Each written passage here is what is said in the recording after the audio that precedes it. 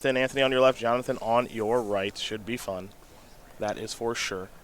Keep in mind, next weekend, the SCG Tour is headed to Baltimore, Charm City. Matthias Hunt, Emma Handy, Brian Gottlieb, Jerry Thompson. That's your crew. Should be nice. And then the weekend after that, Dallas. you and I back in the booth. Along with Todd and Ryan. And hopefully I don't get sick. Well, your allergies don't flare up nearly as much during the winter, right? It's mostly in the summer in Dallas because it's so hot and so dry. I just take a beating. Yep. But the winter is normally clear in Fort Worth. And there's some good eats in Fort. Oh, dude. Gus's. Yeah, we get to go back. Forgot about that. Oh, that's game. As Brian and Jerry would say, that's game. Gus's Fried Chicken, let's go. If you're going to SCG Dallas, Fort Worth, and you should be, go to Gus's Fried Chicken. It's only like 10 minutes from the site. It's not even far. It was a good trip last time. There's that little street fair. Yeah. It was cool. That and the Velvet Taco. It's your 1-2 punch. You don't need the text. Got to do a little Christmas shopping the last time I was in Fort Worth. When we went out that street fair, yeah. Because that was like in November when we did that show. Yeah. My sister, who has some very rural and libertarian sensibilities, I got her a "Don't Tread on Me" hand towel, which she really appreciated. That's nice. And when I told her the provenance, bought at a street fair in Fort Worth, Texas, using cash, she was even happier. Even better. Even better. Even better. Let's do it to it, folks. Our final match here this weekend. Let's start things off with a watery grave and a breeding pool for each player individually. Woodland Cemetery into Merfolk Branchwalker. Trigger, Ravenous Chupacabra. We'll see where the dog goes. It goes into the graveyard. Put a counter there. On the Branchwalker, here's Hobbs with a Growth Chamber Guardian. We'll head back over to Anthony DeVarti, who's drawn a forest and will attack here for 3. Hobbs will fall down to 17. No interest in trading. This is test number 1. DeVarti doesn't have a removal spell or something bigger. The Growth Chamber Guardian here can pretty quickly get out of control in terms of managing the battlefield. J-Light Ranger is going to reveal Breeding Pool first, Merfolk Branchwalker second, and we'll see exactly what DeVarti wants to do with the Branchwalker. I mean, you got to throw that away. If you don't have a way to kill the Guardian, then any creature that isn't bigger than a 4/4 on the ground doesn't have a whole lot of value. Yeah. Sunpetal Grove, the draw there for Jonathan Hobbs. And there's the Grove. I'm just going to pass the turn back. Have the Growth Chamber Guardian available to adapt. Land in Breeding Pool. Going to bring DeVarti down to 18. This. Oh, I haven't seen that one for a while. What is that knucklehead's name? That is the Seeker Squire. Yeah, Seeker Squire. Here come the beatdowns. Sometimes shows up in the really explore-heavy builds. Arguably better against Mono Red than the Merfolk Branchwalker, so sometimes uses to kind of round out these deck lists. Well, Hobbs would love to line up a block plus activate the adapt. I would have preferred to see a block first. Yeah, because it's kind of transparent what's happening there, right? If DeVarti's willing to attack in, he's hoping that you block and activate.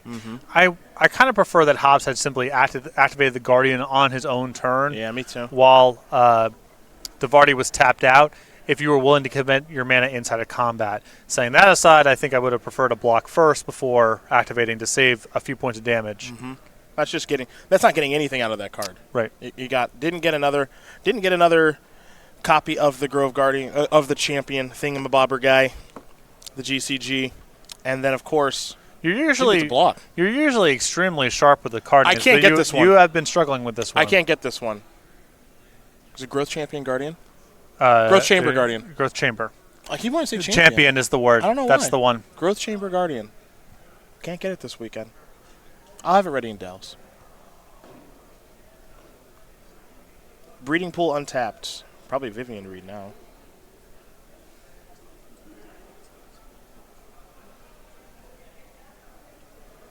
Here's a Hydroid Crassus. That's a Syncopate for 1. Trigger still resolves because it's a cash trigger. Yeah, I kind of like DeVarti hedging his bets a little bit there. If the Crassus resolves, great. If it gets countered, no big deal. Still get your card. Hobbs is at 5. Did draw a Frilled Mystic. Does not have double white for History of Benalia, which I think is part of the problem here. There's Shalai. Yeah, still alive. Still alive. Unless there's a removal spell. There is. Flyers versus Plummet Planeswalker part 1,478,238 on the SCG Tour. Anthony DeVarti's going to win. I'm not saying that. So okay, I want to clarify something here. I'm not saying that it's bad to play with flying creatures. There's other matchups other than the green deck. Some of them are quite good. Some of them are cheap enough that you don't care, even if they're a little sketchy against Vivian Reed, all that. I'm saying is you couldn't pay me money to play in a tournament with 4 and 5 mana flying creatures in my deck because this just keeps happening.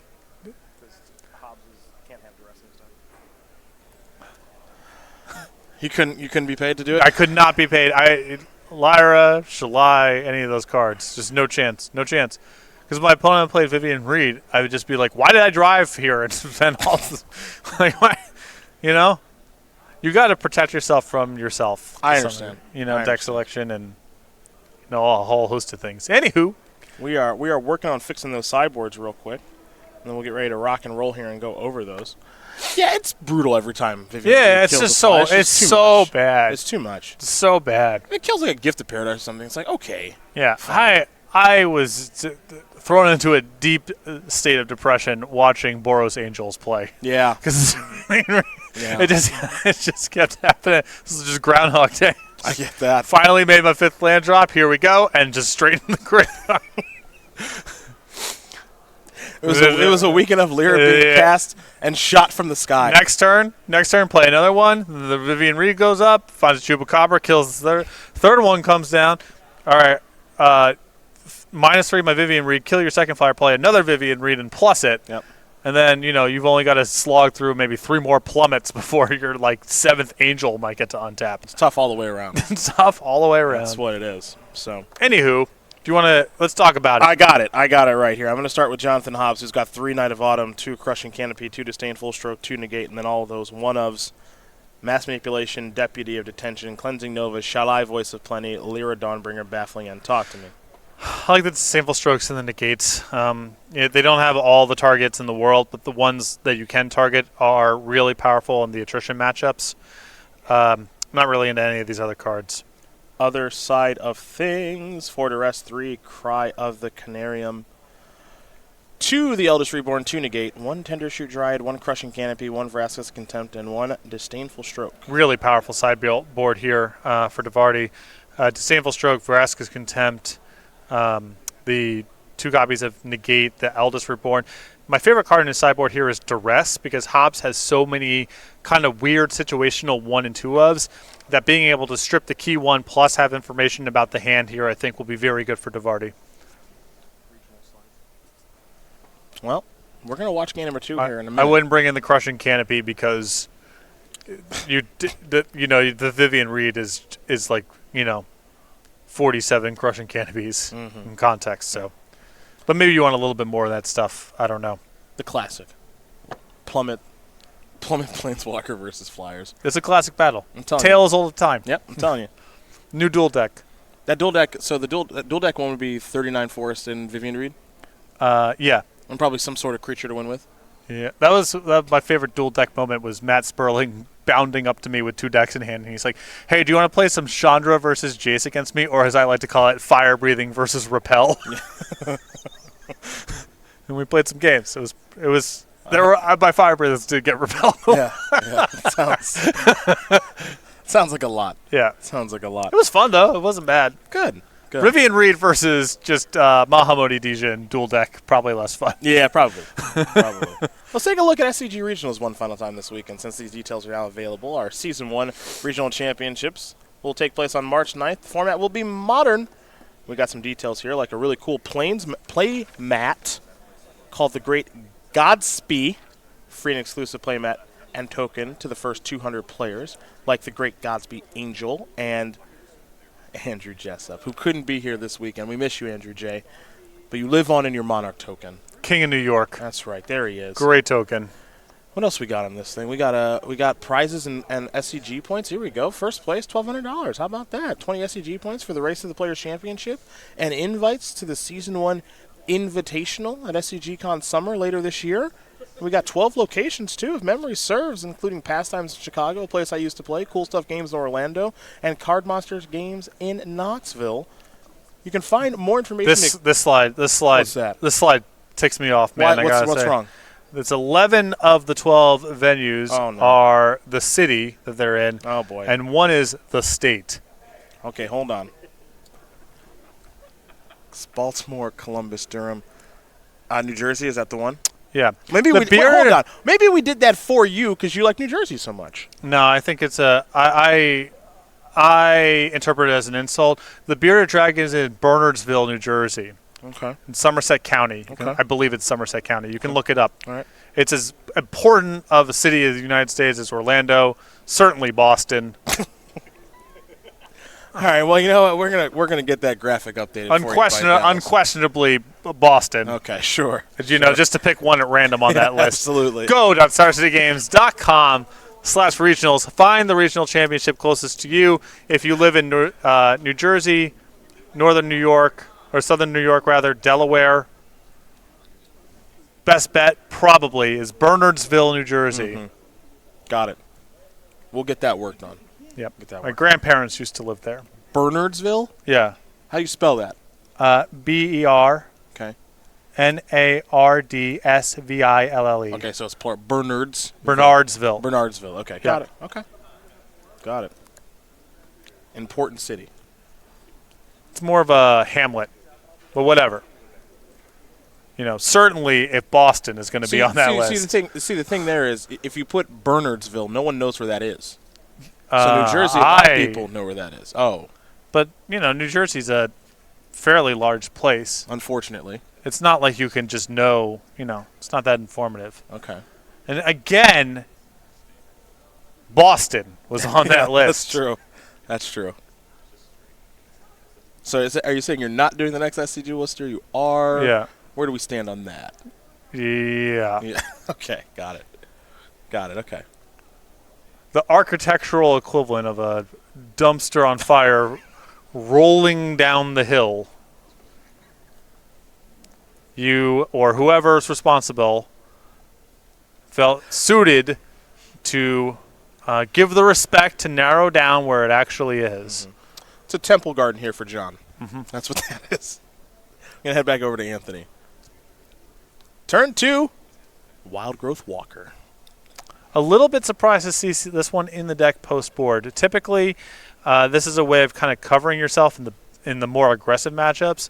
In the grindier ones, especially one with a card like Deputy of Detentions that can reset it in the event that it grows out of control.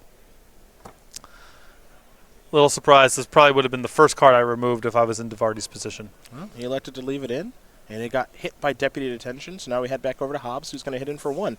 Now, this is the setup I like. We got 4 mana up. We got Frilled Mystic at the ready. Maybe something else? Who knows?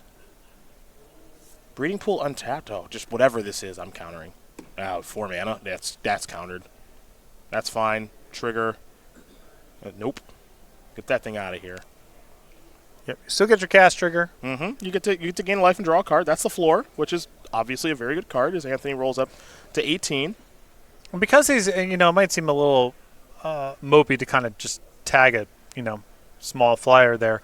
So much of these games about using your mana efficiently and keeping your presence on the battlefield so you're sort of broadly prepared to win battles over planeswalkers, over either fight your opponents or protect your own.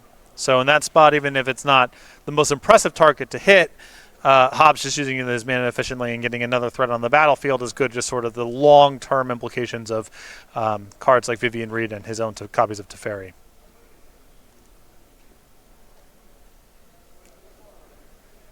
I'm going to go back over to DeVarti. Hydroid Crisis again. For 1. Looks like it's in there this time, as Negate was the draw. A land to play perhaps for Anthony? Yes. All right, time to untap. Hobbs will draw. I think that may have been Teferi. Well, that's a big draw there because Hobbs' hand, I believe, besides this, was nothing but lands. I think you are right. I'm going to draw a card. Thought he might tuck that away for some reason. The Krasis? Yeah, just to keep attacking, but maybe that's not what the game's about. No, I think he is so light on cards that matter. You know, he's just, if I got the correct view of his hand just on some lands, that he's got to try to squeeze a fair bit out of here. That is a surprising block. I'm a little surprised at that block, too. I want to be able to pressure Teferi a little bit. Now, if DeVarti has a Vraska's Contempt, maybe it changes the landscape of things. As Anthony will draw. I think he may have just drawn Vraska's Contempt. And now he'll play a copy of Duress. Hobbs has lands. Nothing. Yes. Okay, I would then, yeah, so nothing there. I would get rid of the Teferi now. That's a good idea. That's a good idea. Just confirming he has double black. He does. He's good to go. Looks like 2 Temple Gardens, a Breeding Pool, and a Sun Petal Grove, I believe.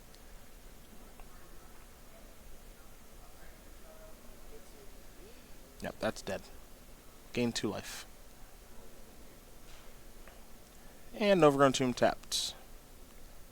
If DeVarti can get out of this turn, as Hobbs draws another land, that negate is going to cover most of Hobbs' best draws. Yep.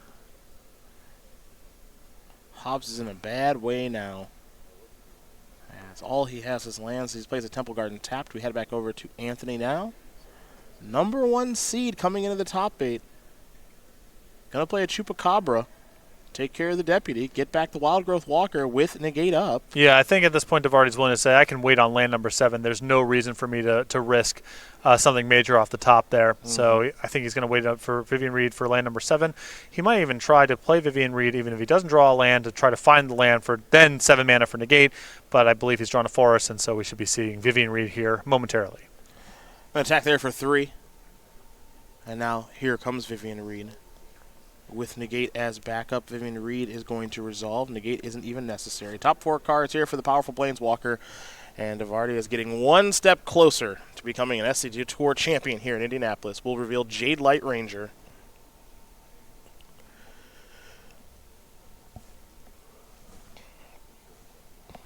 An excellent pairing. Indeed. With the Wild Growth Walker. And Hobbs still having drawn nothing but lands. Tough way to go out. It really is. Didn't really get to play much of a second game here. I think it's 3 spells and all lands this game. It's tough. Part of the game, but it can be tough sometimes. I really wanted to see Ravnica Duel untapped there. Just see what he does about it. Sure. Here's Shade Light Ranger. We're gonna get some triggers here on Wild. Just put him in the tank. It's a long day. You don't know. Disdainful Stroke will be the reveal. And I'll leave that one on top. Definitely leaving that up there. That one's good to go. Here come the beatdowns. 5 damage will be dealt. Negate at the ready. Ooh, Vivian Reed now. A little awkward. Maybe that first. But maybe the plan was, if you had an Angel of Grace, shoot it down. Sure. So the sequencing looks bad, but it makes a little bit of sense. Well, I think if if there's Angel of Graces involved, Hobbs untaps and hits you. I guess Then it's on a 2-turn cadence to maybe get it. Especially because players know each other's deck lists here. So that looks a little bit strange, but ultimately I don't think it's going to matter too much because you want that breeding pool untapped. I know. I know you do. Yeah. You got to just, throw your best punch. Vivian Reed going up. 3 and 4. And Jade Light Ranger among those cards, as it looks like it's going to be a Sultai mid-range winner here in Indianapolis. A deck that you mentioned was pretty popular in Magic Online, kind of coming in. Yep, a lot of the classic Golgari, explore stuff, generic good cards, alongside now Hydroid Crassus plus Cyborg cards. Very good run on Magic Online, and now here it looks like going to be taking it home in week 1. Good deck. Good first step to the format, I think. As Negate is the reveal. The big draw here is you get the Splash Blue easily. Yep. For some counter spells and a bunch of other stuff, and that's a really, really big deal. Yeah, I mean, you finally have a card kind of good enough to incentivize the splash here in a main deck in Hydroid Crassus. Watery Grave and Breeding Pool. Breeding Pool as a new addition. Big addition, yeah. Big addition. But I think Hobbs' deck is interesting too. You know, he's going to come up, it looks like a little bit short in this match as he's at 1. He's going to play an Angel, it looks like.